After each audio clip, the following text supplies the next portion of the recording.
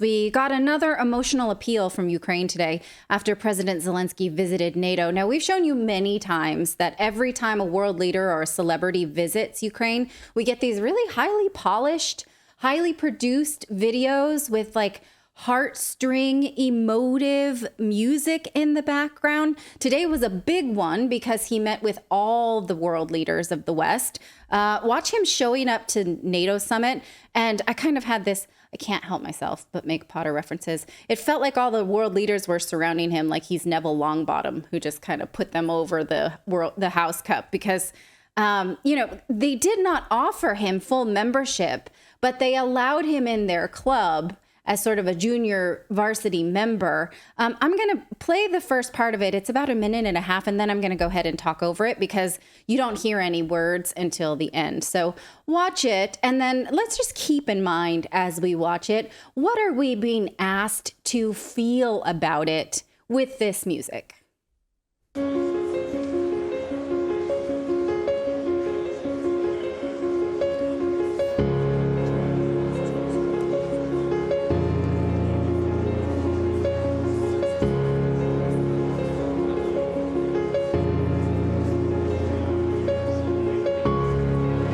So we see Rishi Sunak, we see Biden, we see President Erdogan, we see Jens Stoltenberg, the head of NATO. We're going to see Giorgia Meloni pop in the white suit as well in a second. Behind her is the Prime Minister of Spain in the purple tie there. And she kind of goes across in the white suit. That's Giorgia Meloni from Italy. Many other world leaders. Now, also yesterday, interestingly enough, on Zelenskyy's Telegram feed, he posted a video. Can we just pause it there for a second? I'm sorry. He posted a video on his Telegram of him with Mark Rutte, the recently departed Prime Minister of the Netherlands, who on the show on Monday, when he had his surprise resignation, we had Ralph Scholheimer say he's going to show up somewhere else, probably in the lead role in NATO. He was on Zelenskyy's Telegram. I forgot to bring that video, but I will bring it another day. What's he doing there if he was retiring from Dutch politics? Why is he in NATO taking a senior role with Zelensky? Let's go back to the video now because what we have here is Jens Stoltenberg giving this speech about Ukraine and NATO.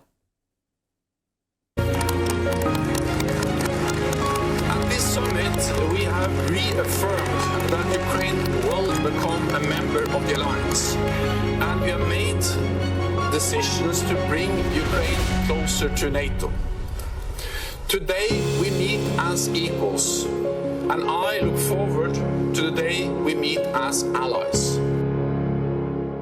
Now, in terms of propaganda, I'm very curious about his decision to still wear this outfit, this green military outfit, because, they say dress for the role you want. He wants to be considered a full-on member of NATO, and for that to happen, he needs to not be at war. But he continues to dress as if he's in active combat, and I feel like that outfit does not fit the occasion, but he's acting, and we know this. Go ahead, David. Yes. I was going to say, I feel like the piano music really, really got to me. But I feel like that, real quick, you know what that reminded me of? You ever see The Truman Show where they're like, where he's getting ready to hug the father and they're like, okay, easy on the music. All right, now he's coming in for the hug. Swell, swell, swell. And then they're like sitting there and then he hugs his father and the music goes, louder and crescendos. That's what that felt like. But I think that it's like Fetterman. He looks more approachable and everything in that shirt. So I think that is very, very strategic that he always wear that so that they feel like, this is a man that is like, he's not a man of wealth. He's not a man of anything, but he cares so much. That's BS. He is a man of wealth, but okay. Yeah. Yeah. Oh yeah. But they don't want you to know that. Right.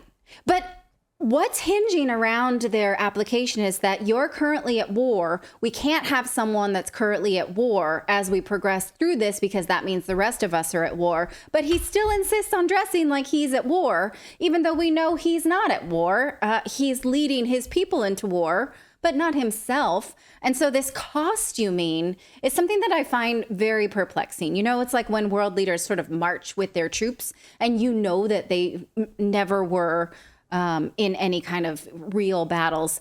No, again, what he's doing here is some pretty good acting because we know that Zelensky was pissed about the arms distance offer that NATO had offered, and we're going to circle back around to that in a minute.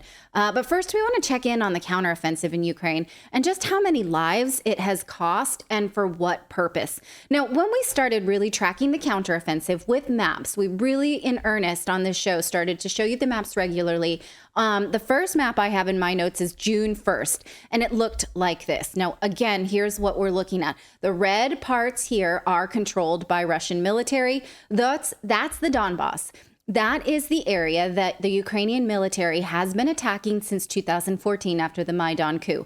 Those people asked Russia to come in and annex them just like they had Crimea, and Russia did not until last March of 2022. Since that has happened, those people have held an official referendum and voted on average of 90% to become a part of Russia. Now Russia is holding that line, so Ukraine can no longer get in there and bomb those people like they have been for the last 10 years. That's the line where we started being told there's a counteroffensive. So what the West wanted us to think was that this red would disappear, would be pushed right, and it would turn this, let's say, light gray color. The dark gray color is the area that is still the Donbas, does still want to be taken over by Russia, but Russian troops haven't been able to advance there. So that's still contested territory. Okay, now let's look a month and a half into what the map looks like today. And this is what we've shown you. Does it look similar? Does it look like maybe those two things, like nothing's happened in 6 weeks? Well, let's go ahead and put them side by side. Yes, that would be absolutely correct. So 6 weeks of a counteroffensive and barely any land gained. By some sources, they have gained about 50 square miles, which is not even 1% of that area. And some experts say it wasn't really ground regained. It was just that they moved forward in land where Russian defenses were not. And how much did that cost Ukraine in terms of human lives and equipment? A ton. These numbers come from the Russian Defense Minister, Sergei Shoigu, but Ukraine has not been forthcoming with the numbers, so this is all we have to go on for right now. This was his official statement just today. That doesn't look good on your screen. I apologize. I won't do that again. I'm just going to read it to you. So what he is saying is 26,000 servicemen, more than 3,000 items of military hardware, 21 planes, 5 helicopters, 1,244 tanks and other armored vehicles, 17 German-made Leopard tanks. Remember those German Leopard tanks that they didn't want to send in the first place?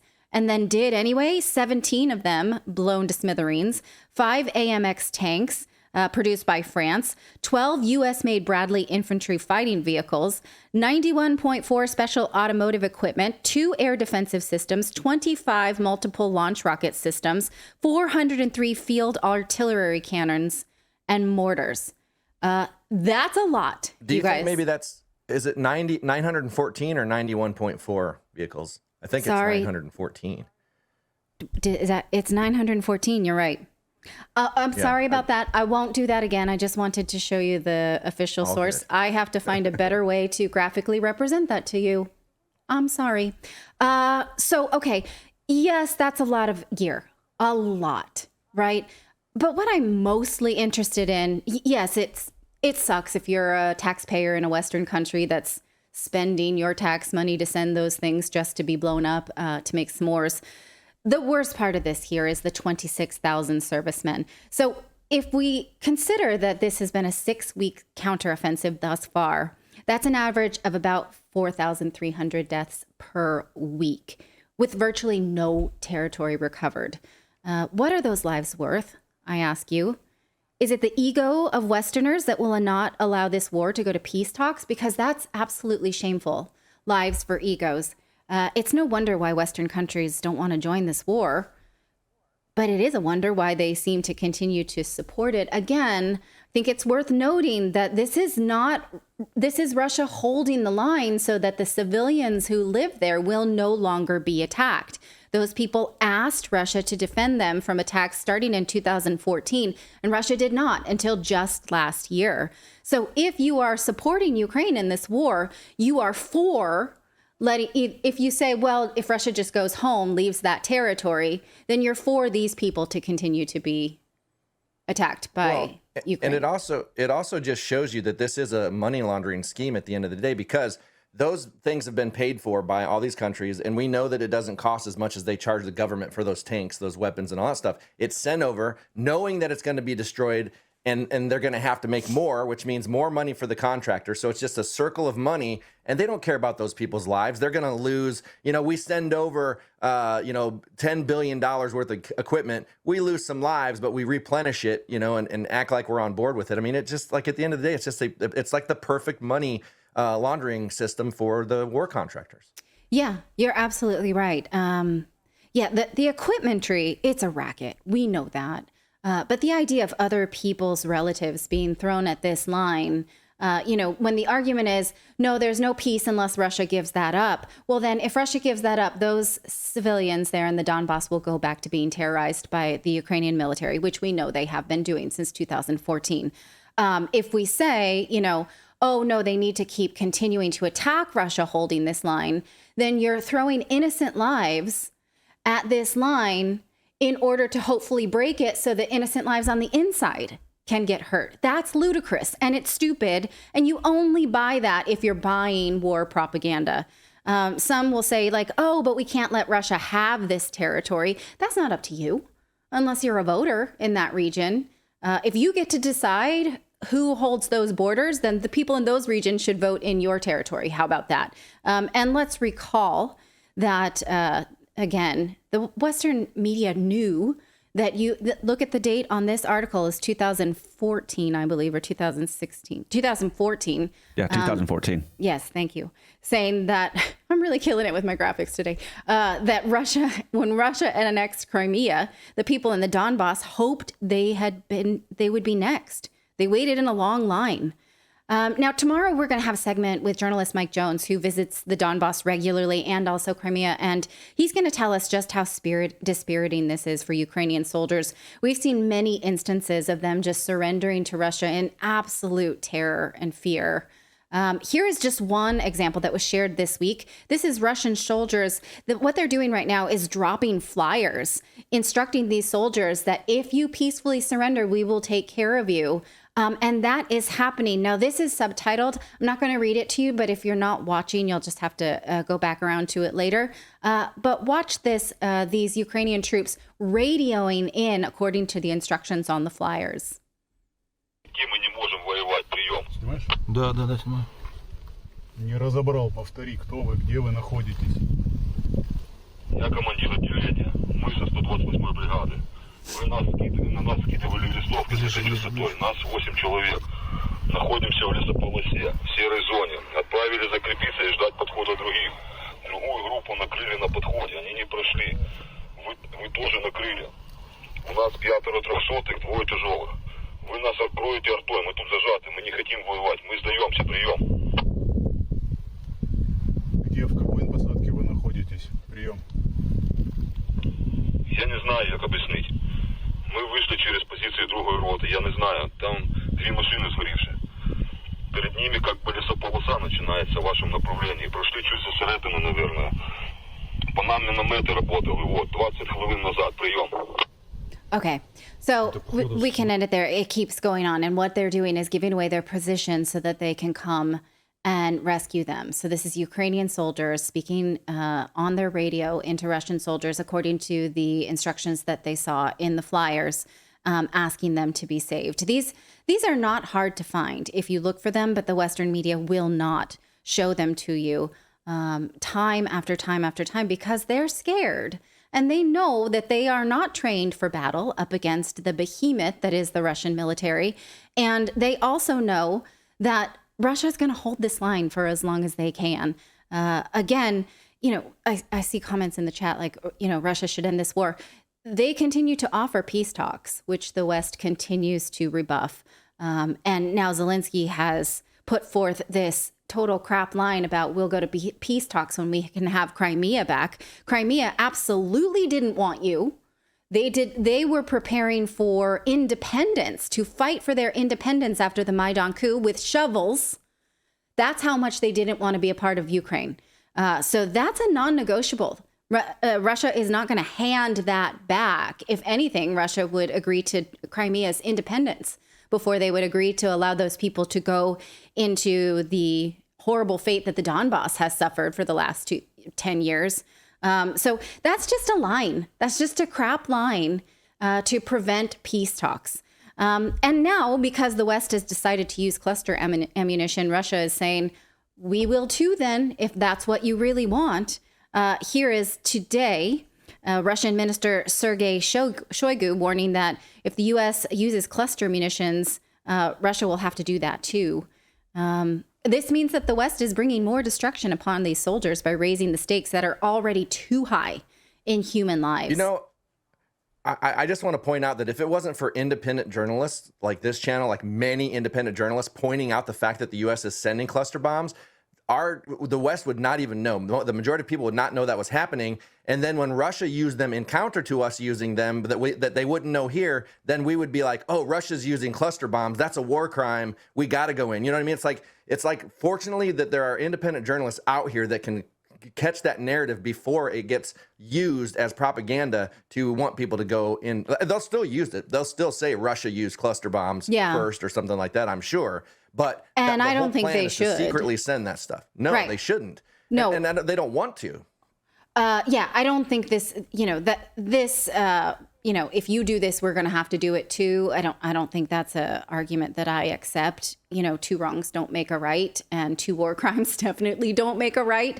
I do not want to see this escalated into cluster bombs on either side for the reasons that we showed the other day about the video that 40% of those bombs don't detonate and they just sit there waiting for somebody to walk by them, some innocent civilian. So this is absolutely an unacceptable escalation that we hope, even though the West is raising the stakes, that Russia doesn't see those stakes and raise them. So what will happen next, given that now NATO has given a junior varsity agreement to Ukraine to keep them in the fight? It's hard to say because Ukraine does not believe and feel that NATO has its back anymore. Recall last week, the U.S. ambassador to NATO, Julianne Smith, said, we're going to make them an offer that makes them believe and feel something above and beyond restating Bucharest. Bucharest was a 2008 summit when they gave them a sort of someday commitment. So they're supposed to be believing and feeling something better.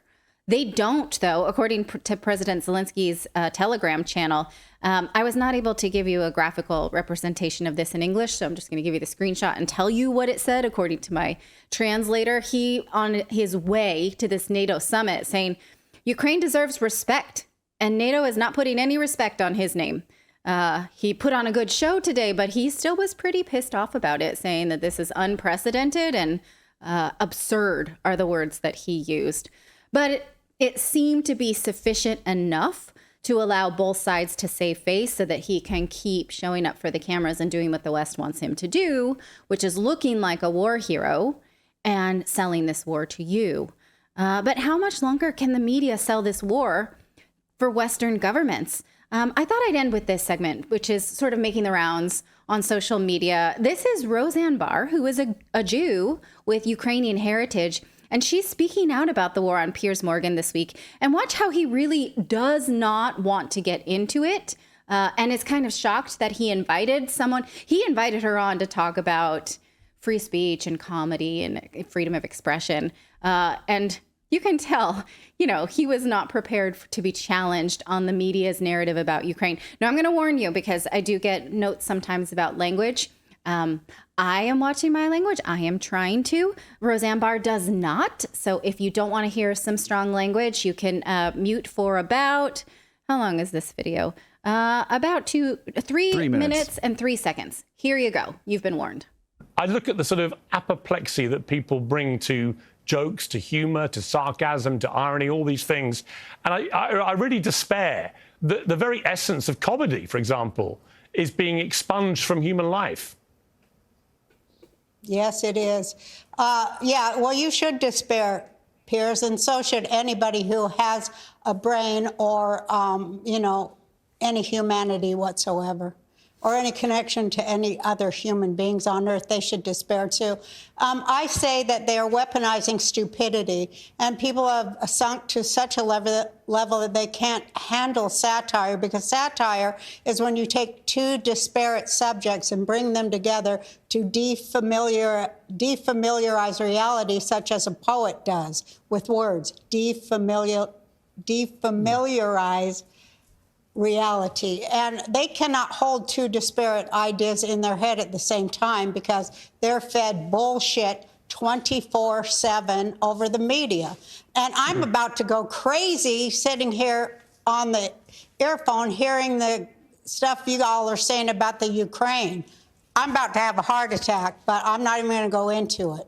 I'm from the Ukraine. The Ukrainian, there is a large faction of Nazis. I don't know if you know this, but there's a large amount of Nazis in the Ukraine, and they actually killed my whole family. I'm from the Ukraine, and they marched my entire family, grandmothers, great-grandparents, 10 siblings out into the forest and buried them alive in the Ukraine. So I don't understand why everybody's Ukraine. Well, I do understand, and that's also what terrifies me. People better wake up and do some research on their own instead of buying what comes across on the screen. And I try to shake them up, Pierce. You're goddamn right I do. I try to shake them up and crack their mind control programming. I do it for God. Well, here's, Roseanne, what I would say to that. I don't agree with you about a lot of the stuff you said about Ukraine. I know what you said, and you're perfectly entitled to your views. I would say in relation to the suggestion that they're all a bunch of Nazis. You haven't seen the swastikas on those Roseanne, soldiers' arms. The President Zelenskyy news. Himself is Jewish, so obviously he is de facto not a Nazi. I know, but he's not a good one. Are all Jews the same? For God's sake, talk about anti-Semitic. Just because the guy's a Jew doesn't mean he likes Jews or that he's doing anything good for the Jews. I mean, so what? Who cares what anybody is? That was the whole point of my tweet. Just because they're skin folk don't mean they're kin folk. You know what I mean? Just because they're the same color as you don't mean they ain't trying to lock your ass up. Wake up, people! Snap out of it! All right. Now, I myself was not prepared to have my opinions disrupted by Roseanne Barr. I bought into the Russiagate scandal in the early 2000s and stopped watching Roseanne because she presented Trump Russiagate as a joke, but as this, I didn't think it was funny. And I was like, oh, I can't. And now I'm like, well, upside down is right and left. And I love how here he's telling her that her family being killed is her opinion. Like, oh, I respect that opinion. That's not an opinion. That probably happened to her. Opinion on that. Yeah, like my family was murdered by these people. Well, I don't agree with your opinion on that. Like that, right. That wasn't an opinion. That was not an opinion. I would say no. That's not an opinion. Go ahead, David. What were you going to say? Well, I was just going to say it's like saying I had a hamburger that had a worm in it, and you take it to the company. They're like, we don't agree with you that that's a worm. Like, I'm holding the worm. Right. Yeah. And she's not saying, what she's saying is you're selling this war and I don't understand how people take it. And he's like, that's an opinion. But she's not trying to debate him, and he's not giving a reason why we should support Ukraine. It's it's very paradigm shifting for me. And I applaud the fact that she said those things. And I'm going to have to give her a second chance because I was fooled by the Russiagate stuff, and that turned me off her comedy. And now I'm going to have to re-examine everything, guys. Everything. Also, I saw a funny meme online that I thought I'd share with you that, if someone had told you 15 years ago that Roseanne Barr would look better than Madonna, you'd be like, right, how did that happen? Also, that's apropos of nothing, but it made me laugh. Go ahead, David. Well, I was just going to say, it's like these people have this strong opinion of Ukraine, talking to someone from Ukraine, and they've never been anywhere near there. Like, a lot of these people don't know anything about Ukraine. They've never been there. They've never seen anything. They probably don't even watch any independent journalists to see what exactly is going on over there. They don't care. They're just talking heads that just push a narrative, and, they never have an argument. It's or always read a just book, like, rewind the tape anything. on read back media reports for the last 10, 15 years. Any of that. You're absolutely right. Thankfully, there are people who have been sharing about this for much longer than just March of 2022, when all of a sudden we all became aware that Ukraine existed. So anyway, let us know what you think of that in the chat. The counteroffensive, Roseanne Barr, Madonna, any of those things. If you'd like to tell me about any of those things, I'm all ears. giving comedians a second chance because you were once an idiot, a woke idiot, and now you're not? Or is that just me? So let me know what you think of those things. Thank you so much for watching this segment here at Redacted. We are live every day at 4 p.m. Eastern Time, trying to share the stories that the mainstream media will not cover. You should also come over and join our community of Redacted Rebels over at redacted.inc. That's our private locals community where we can share exclusive content that we simply cannot share here on YouTube. Come over and join the rebellion together right now by going to redacted.inc. We'll see you next time.